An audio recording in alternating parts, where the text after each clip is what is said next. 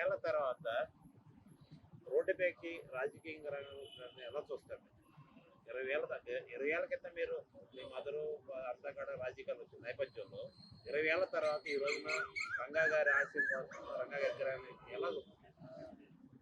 20 ఏళ్ల క్రిందట అవును మీరు అన్నట్టు కరెక్టే. నేను అమ్మ కోసము, అన్న కోసము రాజకీయంగా బయటకు వచ్చాను. కానీ కొన్ని ఫ్యామిలీ రెస్పాన్సిబిలిటీస్ మూలంగా నేను రాజకీయానికి లేకపోతే పబ్లిక్ లైఫ్కి దూరంగా ఉండడం జరిగింది. కానీ ఇవాళ నుంచి నేను డెఫినెట్గా యాక్టివ్గా పబ్లిక్ లైఫ్లో ఉంటాను.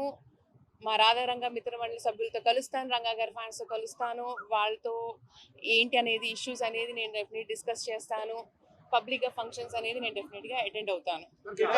ముఖ్యంగా రాజకీయాలలో రంగా గారి మీద చాలా ఆప్యాయత అనురాగాలు నేపథ్యంలో రాజకీయ కొరత ఏర్పడింది అనుకుంటున్నారా, లేదంటే రంగా గారి ఆశయాల మళ్ళీ ఒక అడుగు ముందుకేసి అందరిని కలుపుకుని వెళ్ళాలనుకుంటున్నారా? రాజకీయ కొరత ఎప్పుడు ఉంటుందండి, ఎందుకంటే రంగా గారి ఫ్యాన్స్ చాలా పెద్ద ఫ్యాన్ బేస్ అండి. అది ఉభయ రాష్ట్రాల్లోనే కాదు, మీకు దేశ విదేశాల్లో కూడా మీకు ఆయన ఫ్యాన్స్ ఉన్నారు. ఆ ఫ్యాన్స్ అందరినీ ఇచ్చేయాలంటే రాజకీయ కొరత ఎప్పుడు ఉంటుంది. అలాంటిది మా వంగవీటి ఫ్యామిలీ ఎప్పుడు ఆ కొరతను తీర్చడానికి ప్రయత్నిస్తుంది. అది ఆయన రాధా గారు ఒక్కళ్ళే కాదు, మా ఫ్యామిలీలో ఎవరు వచ్చినా మేము ఆహ్వానిస్తాము.